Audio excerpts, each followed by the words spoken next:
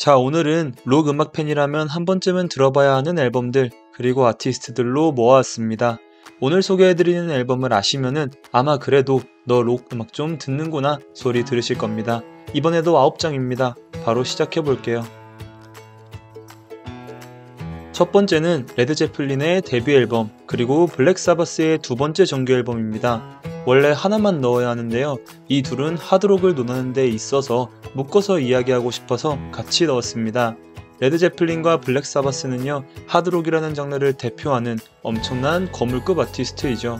하드록은 나중에 메탈이라는 하위 장르로 이어지며 록의 세계를 더 다양하게 만들어주기도 했습니다.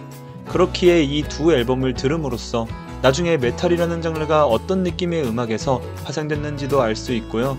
기타의 묵직한 소리, 록스러운 소리가 무엇인지를 알려줄 만한 음반이기도 합니다. 이 두 앨범 중 레드 제플린의 1집은요, 하드록의 성향을 가지지만 프로그레시브 록 같기도 하고요, 블루스의 색채가 있습니다. 또 목소리가 시원시원하게 뚫고 나오죠. 그리고 블랙 사바스의 앨범은요, 보컬보다는 기타의 사운드가 더 강조되고요, 오히려 보컬은 정제되어 있죠. 기타가 만들어내는 묵직하고 강한 질감이 정말 맛있는 앨범입니다. 참고로 왜 레드 제플린의 1집을 골랐냐 라고 물어보신다면은 그냥 제 취향 때문입니다. 제가 레드 제플린 1집을 정말 좋아하거든요. 어쨌든 이 비슷한 듯 다른 두 하드록 거장들의 디스코그래피를 한번 맛보시면서 둘의 음악이 어떤지 한번 들어보시면 좋을 것 같습니다. 이들을 다 듣고 난 후 메탈의 세계로 뻗어나가시면 될 것 같아요. 두 번째는 마이 블러디 발렌타인의 러브레스입니다. 정말 많은 음악 팬들이 사랑하는 앨범이죠. 슈게이징 그 자체인 앨범이자 정말 아름다운 록 앨범입니다. 러브레스는 기타로 만들어낼 수 있는 소음, 그 미지의 영역을요, 수도 없이 긴 시간을 거쳐 탐구해 만든 작품입니다. 마이 블러디 발렌타인 멤버들은요, 본인들의 몸을 혹사시키면서 소음들이 만들어내는 아름다운 순간을 포착하려고 노력했죠. 그 결과로 나온 것이 러브레스입니다. 소음으로 뒤덮여 있는 추상적으로 느껴지는 사운드, 하지만 그 뒤에 숨겨진 아름다운 멜로디, 그것이 이 앨범의 엄청난 매력이죠. 보컬도 진짜 아름답게 녹음되었고요. 앨범의 바이브가 말도 안 됩니다. 그냥 정말 아름다운 명반입니다. 슈게이징이라는 영역을 탐구하려면요, 당연히 들어봐야 하는 그런 앨범이고요. 아름다운 록, 음반 하면은 또 가장 첫 번째로 언급되는 앨범 중 하나이죠. 그니까 만약 사이키델릭이나 슈게이지의 세계를 탐구하시려면, 혹은 아트록의 세계를 탐구하시려면 반드시 들어봐야 하는 작품입니다. 세 번째는 라디오헤드의 OK 컴퓨터입니다. 지난 영상의 댓글에서 라디오헤드에 대한 언급이 조금 있었는데요, 여기에 넣으려고 입문편에서는 안 넣었습니다. 당연히 개인마다 감상은 다르겠지만 저는 라디오헤드가 그리 쉽다고 생각하는 편은 아니라서요, 두 번째 편에 넣었어요. 그 중에서도 당연히 OK 컴퓨터를 추천하는데요, 이 앨범이 라디오헤드의 최고작이라고 생각하기 때문입니다. OK 컴퓨터는 기본적으로 아주 슬픈 앨범이에요. 라디오헤드라는 록밴드를 대표하는 감정이 우울함이라고 저는 생각하고요, 이 앨범은 딱 그런 감정을 청자에게 아주 잘 전달하는 앨범입니다. 한 곡 한 곡 모두 음울한 분위기로 끌고 가고요, 그런 음악을 들으면서 청자는 우울의 늪에 빠지게 되죠. 얼터너티브스러운 사운드, 전자음악의 사용으로 만들어진 공간감, 그리고 톰 요크의 보컬이 더욱 그러한 분위기를 만드는 데 일조합니다. 만약에 이 앨범을 들어보시고 마음에 드셔서 라디오헤드의 세계에 빠지셨다면 더 벤즈, 키드 A, 레인보우스 같은 앨범들 커리어 순서대로 들어보시는 것을 추천드립니다.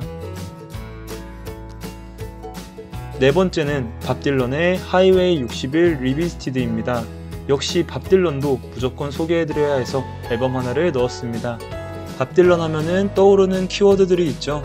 최고의 싱어송라이터, 최고의 음유시인, 그리고 최고의 포크 아티스트 등의 수식어입니다.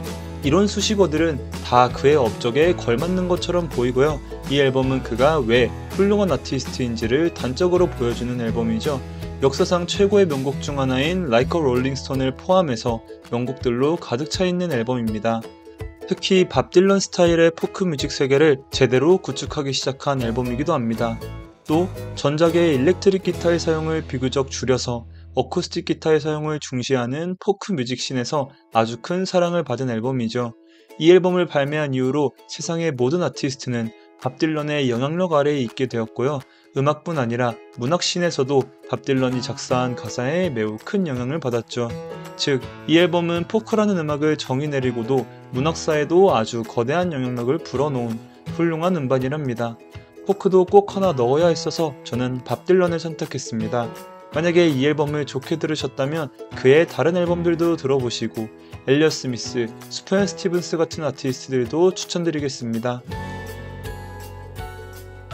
다섯 번째로 소개해드릴 앨범은 벨벳 언더그라운드의 더 벨벳 언더그라운드 앤드 니코입니다. 이 앨범의 앨범 커버는 한 번쯤 보셨을 거라고 예상합니다. 이 앨범으로 말할 것 같으면요, 록 음악 역사에서 가장 지대한 영향력을 가진 음반입니다. 그냥 영향력에 있어서는 1등이라고 생각하시면 됩니다. 그 이유는 이 록밴드의 음악적 실험 정신에 있죠.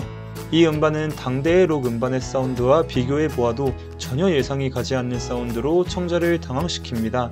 사이키델릭이 유행했던 당대의 음악에 비교해 보았을 때 이 앨범은 퇴폐미가 넘치고 음울하고요, 어둡죠. 기타의 질감은 굉장히 무겁고 독특하고 보컬도 음침합니다. 가사마저도 참 이상하죠. 하지만 이 앨범의 위대함은 방금 말씀드린 점에서 나옵니다. 시대의 흐름에 따라가지 않는 정신, 유행에 편승하지 않는 태도, 실험성으로 일관하는 음악적 의지까지 음악가의 모든 정신을 이 앨범이 담고 있죠. 그래서 벨벳 언더그라운드와 이 앨범은요, 모든 언더그라운드 혹은 인디라는 단어의 시초라고도 보고 있습니다. 또 이들이 했던 사운드는 미래 록 음악의 펑크, 노이즈, 뉴웨이브 같은 장르에도 수도 없이 큰 영향을 끼쳤습니다. 그니까 그만큼 이 앨범이 위대하다는 뜻이죠. 그러니 한번 들어보셔야 하지 않겠습니까? 지금 당장 들어보러 가시죠. 여섯 번째는 토킹 헤즈의 Remain in Light입니다. 토킹 헤즈는 뉴웨이브라는 장르의 왕인데요. 이 앨범은 뉴웨이브라는 장르가 무엇인지 쉽게 알려줄 만한 앨범이죠. 뉴웨이브는 펑크록에 강하게 영향을 받았지만 정말 복합적인 장르가 섞여 탄생한 새로운 흐름의 장르입니다. 팝 뮤직과 전자음악에다가 록음악, 그리고 때때론 아프리카 리듬을 사용하는 등 장르적으로 엄청나게 융합이 많이 되어 있어 설명하기는 쉽지가 않죠. 그리고 뉴웨이브가 무엇인지 알고 싶다면요, 이 앨범을 들으시면 됩니다. 이 앨범을 들으시면요, 몸을 저절로 들썩이시게 될 겁니다. 동시에 들으시면서 이게 록 음악인가? 라는 생각이 드실 거예요. 록 음악이라고 하기엔 너무 리드미컬해서 막 춤을 추고 싶거든요. 그리고 그게 뉴웨이브, 이 앨범, 그리고 토킹 헤즈의 매력입니다. 토킹 헤즈만의 이런 음악은 어떤 다른 아티스트들도 모방하기 힘듭니다. 이런 음악은 이들한테만 들을 수 있죠. 그니까 이 앨범을 좋게 들으셨다면 토킹 헤즈의 커리어를 차례대로 탐방해보는 것을 추천드리고요. 그나마 비슷한 느낌을 받을 수 있는 또 하나의 거장 LCD 사운드 시스템 같은 댄스 펑크 아티스트들도 추천드립니다. 일곱 번째는 도어즈의 데뷔 앨범 더 도어즈입니다. 도어즈라는 밴드는 1960년대 비틀즈와 함께 사이키델릭 록의 전성기를 이끌었던 밴드입니다.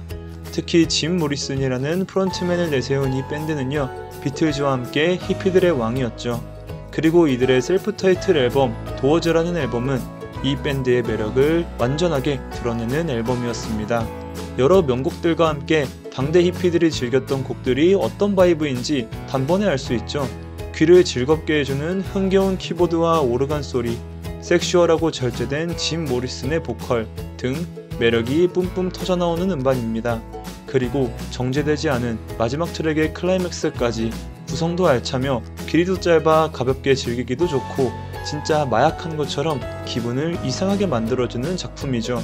이 앨범이 좋으셨다면요, 이어지는 이들의 두 번째 앨범도 추천드리겠습니다. 1960년대의 사이키델릭의 맛, 도어즈로 한번 즐겨보세요.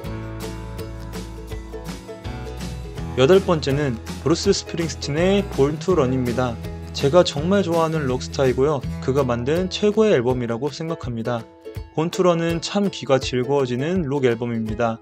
앨범이 전반적으로 아주 흥겹고 소리가 귀를 꽉꽉 채워주죠. 피아노나 다른 관악기들이 즐겁게 만들어주는 것도 있지만 무엇보다 브루스 스프링스틴의 보컬 자체가 하드캐리하는 앨범입니다. 그가 목소리를 사용하는 방식은 참 매력적이에요. 그는 그냥 시원하게 내지릅니다. 무엇도 상관하지 않는 것처럼 시원하게 우리의 귀를 뚫어주죠. 그 목소리는 아주 좋아서 우리를 어떤 속박에서 풀어주는 것만 같습니다. 또 당대 미국 사회를 그려내며 사회적 모습을 그대로 전시해 놓는 가사까지 동시대의 모든 미국인들에게 큰 영향을 끼친 앨범입니다. 브루스 스프링스틴이 미국인이고 이유는 잘 모르겠지만 한국에서는 유독 인지도가 떨어지는 경향이 있는데요. 이 앨범만큼은 반드시 들어보셔야 하기에 이렇게 넣어보았습니다. 로큰롤을 1970년대에 다시 가져온 그의 음악 세계에 한번 빠져보세요. 마지막으로 소개해드릴 앨범은 더 큐어의 디스인테그레이션입니다. 저는 포스트펑크라는 록의 하위 장르가 사실 개인적으로도 느끼기 정말 어려웠고요. 지금도 진짜 어려운 장르라고 생각합니다. 그렇지만 마지막 편, 이 편에서 이어질 다음 편인 힙스터 편에서 소개해드리는 것은 조금 아니라고 생각해서요. 두 번째 영상의 마지막에 넣었습니다. 이 앨범은 포스트펑크라는 것이 무엇인지 완벽하게 알려주는 앨범입니다. 펑크 뮤직의 코드 진행에서 영감을 받았지만 그것과 전혀 닮아있지 않고 공간감 형성에 충실하죠. 마치 내가 우주에 있는 듯한 잔향들과 그 위에 섹슈얼한 보컬이 합쳐져 최고의 시간을 여러분들에게 선사합니다. 이 앨범의 길이는 긴 편이지만 재생해놓는 1시간 12분 동안 황홀함을 내내 느낄 수 있답니다.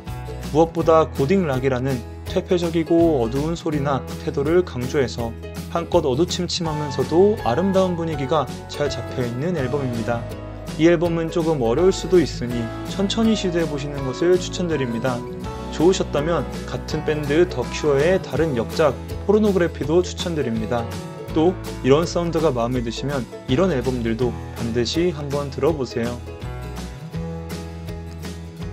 자, 오늘도 이렇게 9개의 앨범을 추천드렸는데요. 이번에도 고르는 것이 역시 쉽지 않았던 것 같습니다.